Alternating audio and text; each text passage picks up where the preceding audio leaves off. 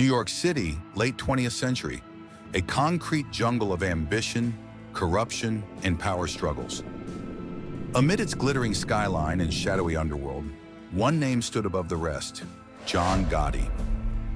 From a troubled childhood to the heights of Mafia royalty, Gotti turned the streets of New York into his personal empire.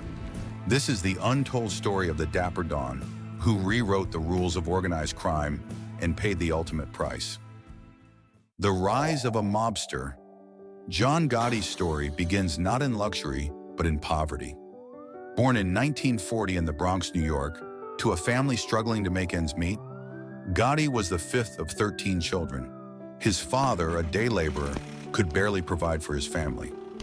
By the time Gotti turned 12, he was already running errands for local mobsters, showing a knack for the underworld that would later define his life. But here's the shocking twist. At just 14 years old, Gotti dropped out of school after losing his toes in a construction accident, an injury he sustained while trying to steal a cement mixer. This brutal introduction to crime set the stage for a life ruled by risk and ambition, loyalty and betrayal. In the 1960s, Gotti officially entered the Gambino crime family, one of the 5 major mafia families in New York. Under the mentorship of Agnello Neal della Croce, Gotti quickly rose through the ranks, thanks to his fearlessness and street smarts. However, his loyalty was a double-edged sword. In 1973, Gotti was tasked with avenging the murder of a Gambino associate, a hit carried out so brazenly it caught the attention of federal investigators. Gotti was arrested soon after, but here's the kicker. He refused to implicate anyone in the crime, earning him both respect and suspicion. His time in prison was short, but his reputation as a loyal soldier grew exponentially. The Daring Coup, perhaps the most audacious chapter of Gotti's life, came in 1985. Dissatisfied with the leadership of Paul Castellano, the then boss of the Gambino family, Gotti orchestrated one of the most shocking mafia coups in history. On December 16, 1985, Castellano and his underboss, Thomas Bellotti, were gunned down outside Sparks Steakhouse in Manhattan. What makes this even more astonishing is that Gotti planned the hit in broad daylight, signaling a bold departure from the Mafia's traditionally secretive operations. Overnight, Gotti became the new boss of the Gambino family, cementing his nickname, the Dapper Don, for his impeccable style and larger-than-life persona. The media's Mafia star, unlike his predecessors, Gotti thrived in the limelight. He loved being photographed in tailored suits and even made appearances at high-profile events. He became a media darling, a rare feat for a mob boss. But this exposure wasn't just vanity, it was strategy. By playing the role of a charismatic figure, Gotti distracted from his criminal activities. Yet here's a jaw-dropping fact.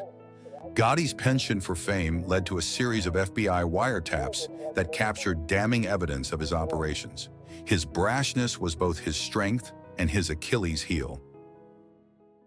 The Teflon Don's legal battles. Despite being arrested multiple times in the 1980s, Gotti managed to evade conviction, earning him the nickname the Teflon Don. Prosecutors accused him of everything from racketeering to murder, but nothing stuck. This wasn't luck, it was manipulation. Gotti's legal team was infamous for tampering with jury members.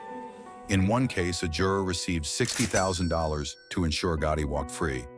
However, Gotti's overconfidence eventually became his undoing.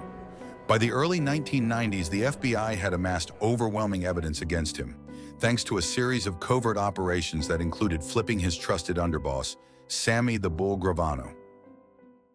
The fall and final act. In 1992, Gotti's luck ran out. Gravano testified against him, revealing details of Gotti's involvement in over a dozen murders. The trial was a media circus, but this time, Gotti couldn't charm his way out. He was sentenced to life in prison without the possibility of parole. Even behind bars, Gotti maintained his larger-than-life image, running the Gambino family through intermediaries until his death from throat cancer in 2002. But here's the chilling reality. Gotti's downfall signaled the decline of the Mafia's influence in America, as law enforcement agencies dismantled organized crime networks with unprecedented efficiency. Gotti's legacy and lessons. John Gotti remains one of the most controversial figures in criminal history. To some, he was a modern-day Robin Hood, a man who gave back to his community and upheld a code of loyalty. To others, he was a ruthless killer who destroyed countless lives. But one thing is undeniable: Gotti's life offers a masterclass in ambition, charisma, and the perils of hubris. His story serves as both a cautionary tale and a riveting example of how one man's audacity can reshape an entire underworld. The question that lingers is this: was Gotti a product of his environment, or did he redefine what it means to be a criminal mastermind? Conclusion: John Gotti's life was a roller coaster of power, betrayal, and spectacle. From his humble beginnings to his meteoric rise and eventual downfall, Gotti's story captivates and horrifies in equal measure. But beyond the headlines and Hollywood portrayals lies a deeper lesson. The pursuit of power without accountability is a dangerous game, one that often ends in ruin. In Gotti's case, his charisma and cunning earned him a place in history, but at a cost that serves as a stark warning for generations to come. Thanks for watching this episode of Underworld Chronicles.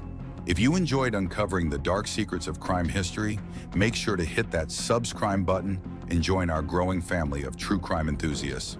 Don't miss out. New stories drop every week. Keep exploring, watch the other videos, and dive deeper into the world of crime. Let us know in the comments what story you'd like to see next. Until then, stay tuned for more tales from the underworld.